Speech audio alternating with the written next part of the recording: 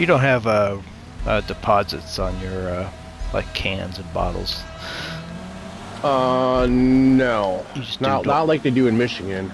Yeah, we do that here. We do the 10-cent deposit on every drink you buy here, every bottle or can. Is that plastic bottles too? Yeah, plastic, glass, aluminum. That's good. And then we have these centers that we take them to, where we drop them all off. You can either feed them in the machine yourself, or you can just drop off the whole bag there, and then they count them for you, and then they send a balance to your account. Well, that's pretty good. Now so they don't pick up recycling then? Well, they do recycling. Yeah, you could put it in your recycle bin, but you're going to lose your deposit if you do that. Oh, okay. But if you want to get your 10 cents back, you got to take it to the recycling center. Oh, that was almost a cool pass. Oh boy. But anyways, there's like 500 people that work for this recycling organization throughout Oregon, and then but the chairman on the board is also the owner of the company I work for, who's on strike with, and now that company wants to join a union. Oh, nice. so they're all trying to unionize. So that guy's gonna be really pissed because he's trying to break up our union, and then he's also part of the recycling company. How are you going faster than me right there? What the fuck? I went to the super portal.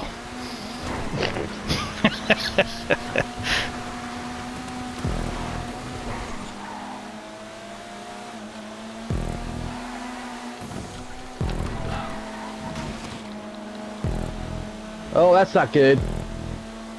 Oh, I went for a swim. Oops, ran over a coyote.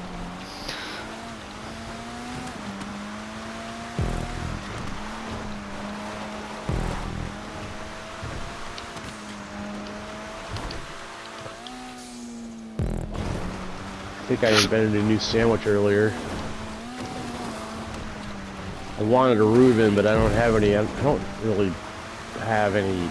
I don't usually do pastrami or corned beef, and I don't have like the good rye bread you're supposed to use for making a Reuben. So it was like this Trader Joe's like hippie nut whole wheat bread with sauerkraut and some like spicy white cheese. And that orange, they call it Russian dressing, but I think it's basically Thousand Island. And then rather than do a pastrami, I had like turkey and pepperoni on it. It's actually pretty good. So basically, what the sauerkraut, that was the only Reuben part of it. Well, that and the orange sauce on it. I didn't know I had orange sauce. Yeah, they do it's like Thousand Island Russian dressing. That's the traditional.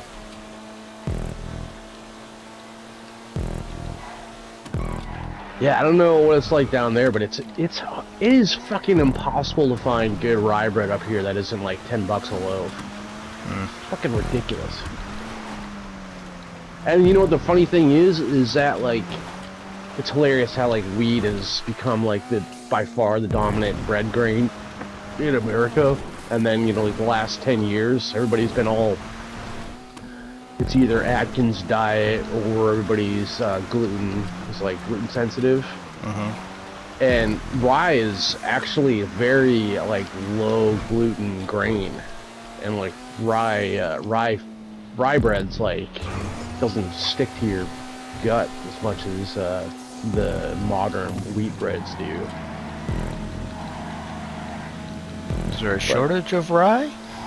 No, it's all of the food infrastructure and the bread market has been so wheat centric for so long that people don't even think about stuff like that. They're like, whatever. And honestly, our bread is, modern bread is such trash.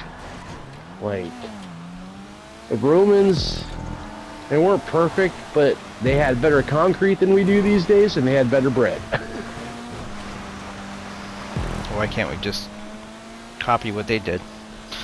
We can actually, well, that's the thing, they haven't been able to reverse engineer their concrete, because they can't figure it out. They don't, like, there's like some special ingredient in there that they just can't figure out what it was. Yeah, like Roman concrete, especially the stuff that they were using to make like their piers and breakwaters. It actually, the chemical composition is such that with the water hitting it, between the salt and the water and then the pressure, these Roman concrete breakwaters and piers have actually gotten stronger over time because of how it reacts with the seawater, and I think there's some like piezoelectric thing going on too. And then as far as for the bread goes, like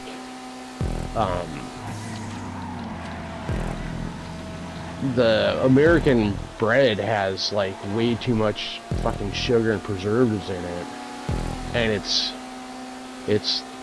like, because you know, Romans, like they had to make bread the old way, right? So they couldn't like hack the process, so they'd actually have to like make the bread, knead it a couple of times, let it sit overnight, and then put it in the oven.